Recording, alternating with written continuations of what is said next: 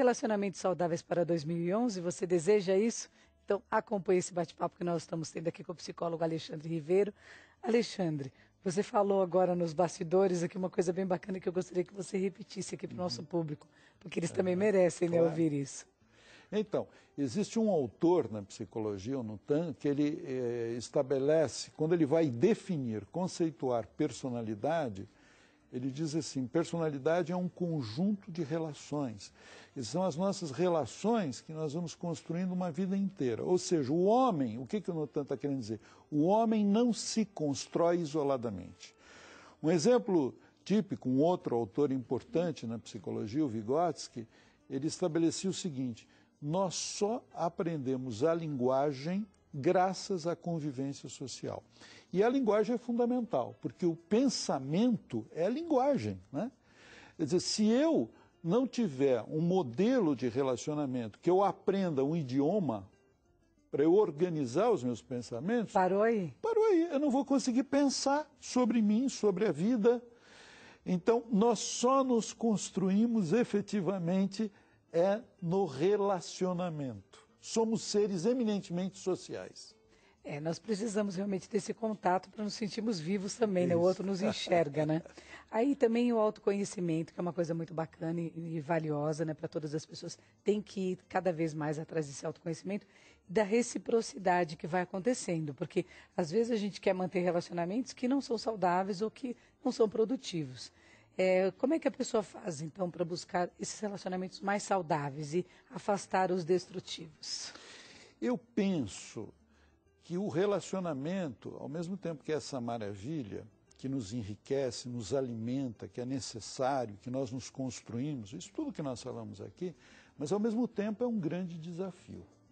É o que você está focando agora, é um grande desafio.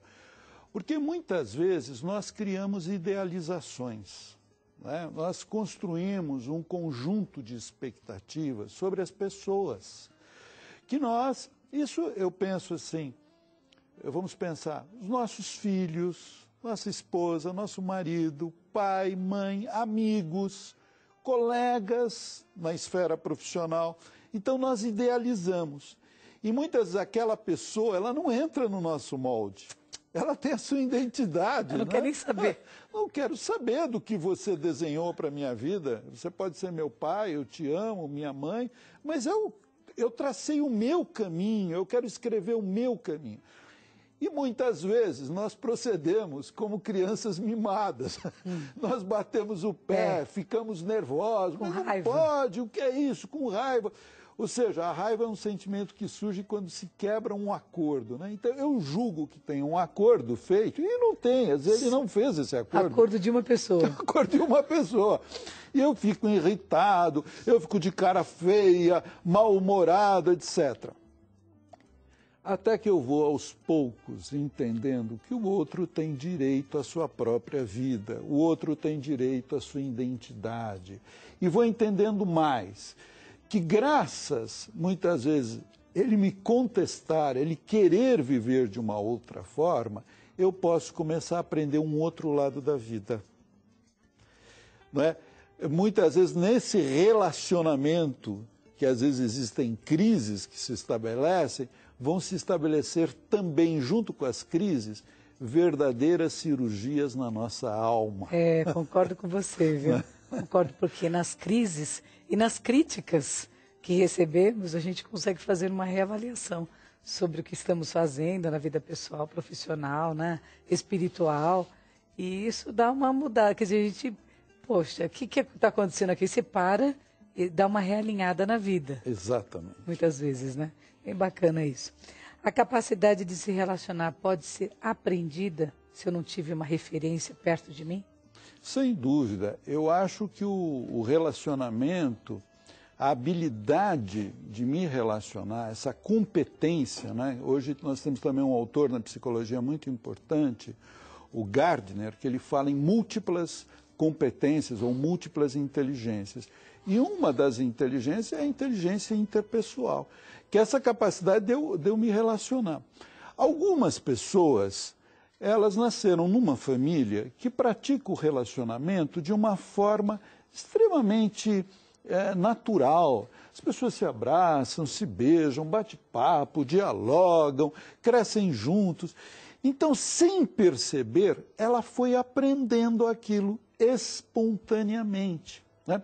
Só que outras pessoas não tiveram esse curso, esse treinamento espontâneo. Pelo contrário, muitas vezes viveram num ambiente que não era nada facilitador, encorajador.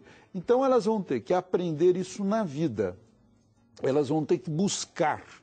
O importante é entender que nós estamos vivendo hoje um mundo da aprendizagem. Tudo é possível aprender, desde que você se determine, desde que você queira. A terapia pode ser um veículo para eu aprender, a boa leitura, aqui as irmãs paulinas mantêm livros, você sempre apresenta. Maravilhosos. Maravilhosos, é uma forma de eu aprender a me relacionar, não é? Programas edificantes, como o que você apresenta aqui, é uma forma de eu aprender a me relacionar. Quer dizer, eu ter boa vontade, eu buscar literatura, eu buscar aprender a arte do relacionamento. Aí você falou em relacionamento, estou me lembrando dos relacionamentos familiares, né? Acabamos de passar pelo final de ano. Tem famílias que têm uma dificuldade extrema quando se encontram, né? Porque os problemas parece que vêm todos à tona.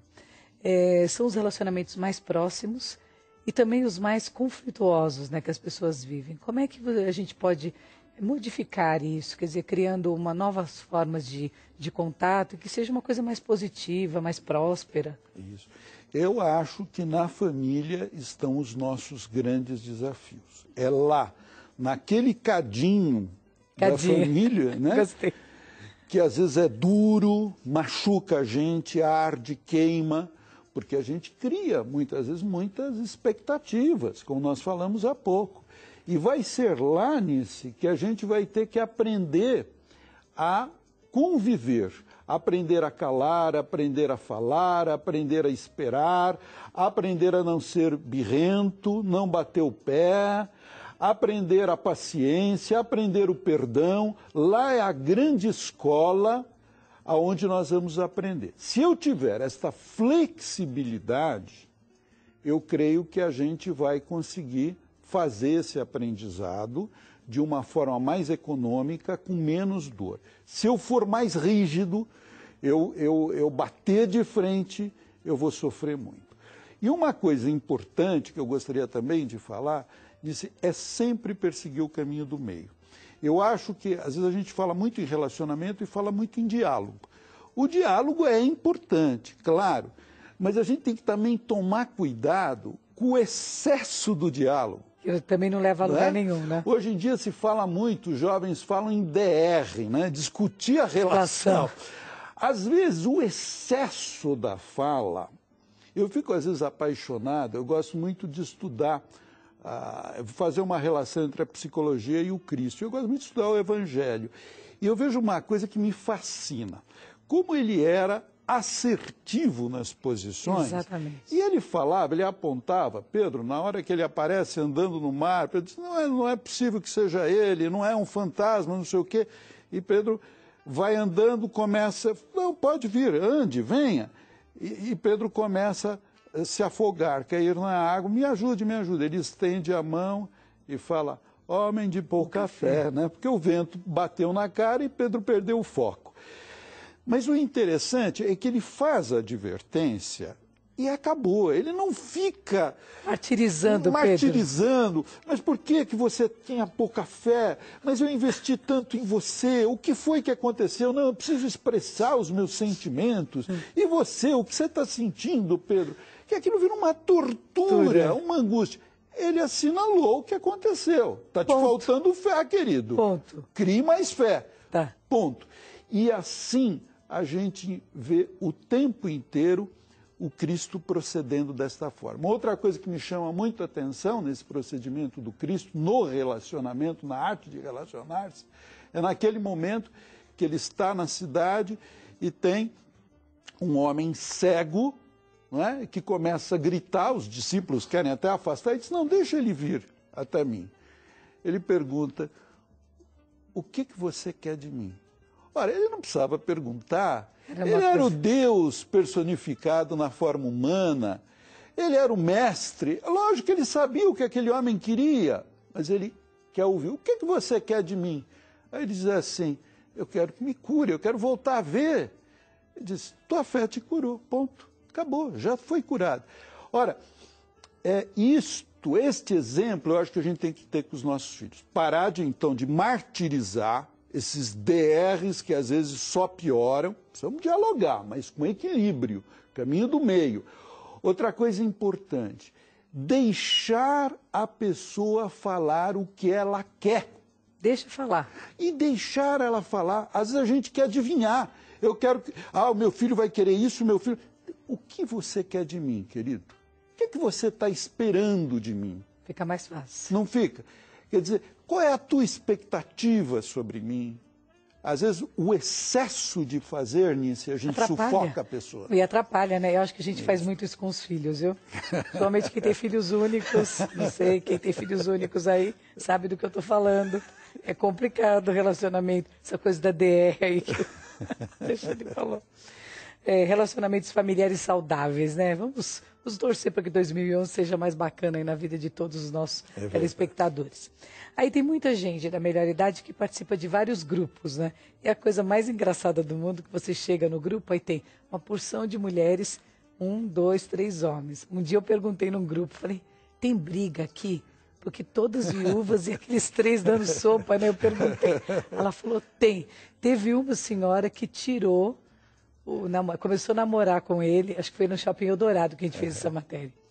E ela foi lá, começou a namorar com ele, catou ele de lá e foi morar num sítio e tirou ele do grupo. Olha que coisa, é real essa história. Então, isso que eu ia te falar, na terceira idade as pessoas já têm mais, não deveria acontecer isso, né? Ou acontece do mesmo jeito? Eu acho que nós, seres humanos, nós temos certas... Claro, o amadurecimento, às vezes, vai nos dando certas... compreensões diferentes da realidade, a gente vai suavizando certas emoções, etc.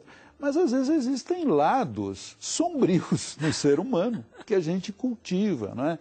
O medo da solidão, fantasias sobre o outro, que vão gerar os ciúmes. O que é importante é a gente ter um espaço para, quando o ciúmes fica muito aguçado, a gente procurar se perguntar um pouco o que está acontecendo com nós mesmos, né? Da onde vem essa insegurança tão grande? Será que é só o outro que está gerando? Será que eu não estou fantasiando? É ter essa reflexão. Isso é muito saudável. Eu procurar pegar essas emoções, às vezes, duras e não jogar só para o outro. É o outro, é o outro, é o outro. Deixa eu ver um pouquinho o meu coração, como que eu estou, né? É bom fazer essa reavaliação sempre, né, Alexandre? Isso. Sempre. Olha, adorei te encontrar aqui, viu? Já vou até deixar o convite aqui no ar aí para nossa, falando com a nossa diretora aí, do Alexandre participar do nosso programa na rádio também, né? Rádio Aparecida das Coisas, que fala super bem, né? Vale muito a pena. Alexandre, muito obrigado. Feliz 2011 para você e para sua família querida, viu? E para todos os nossos queridos que assistem, que prestigiam o programa de vocês, que tenham um 2011 repleto de realizações, saúde e paz. E essa mensagem, que fica essa mensagem forte, é na família que a gente se constrói enfrentando, por mais que a gente enfrente dificuldades e desafios. É verdade. Muito obrigada mais uma vez. Viu? Você pode rever essa entrevista que nós fizemos com Alexandre Ribeiro lá no nosso site, www.paulinas.org.br. Vou para o intervalo rapidinho, mas ainda hoje nós vamos ter aqui Família